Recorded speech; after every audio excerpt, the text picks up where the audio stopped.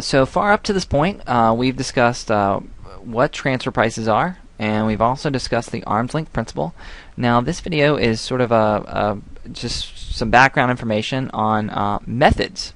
And the reason that we're going to discuss methods is that these are the typical methods applied in determining the arm's length nature, or how well the arm's length principle has been applied to the transfer pricings that we're evaluating. So we're going to go over the 5 methods that are commonly applied, and we'll touch on their abbreviations because that's how they're commonly referred to, so it's kind of good background information.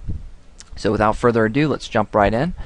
The first method we're going to discuss is the comparable uncontrolled price method, and it's often abbreviated CUP, and sometimes you'll see it abbreviated as CUT, and people are just referring to the fact that it could also mean the comparable uncontrolled transaction, but effectively they are applied similarly. The second method is the resale price method, and that would be abbreviated RPM. The third method is the cost plus method, and that's abbreviated CPLM. And I just want to pause right here and highlight these 3 methods, because these 3 methods are often grouped together, at least in the OECD guidelines they are, and they are called the traditional transaction methods. And you'll notice, and this is largely because they focus on the comparability of the transaction.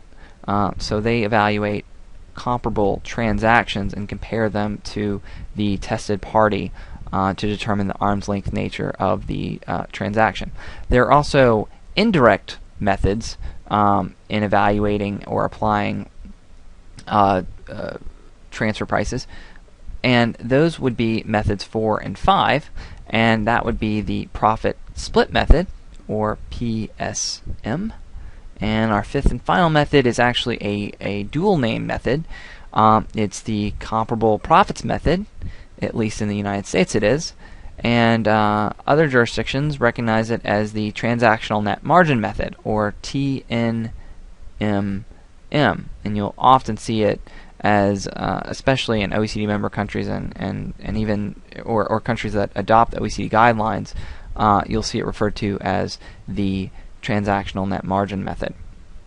And the reason that I've distinguished between these two is that methods 4 and 5 here, 4 and 5, are referred to as the transactional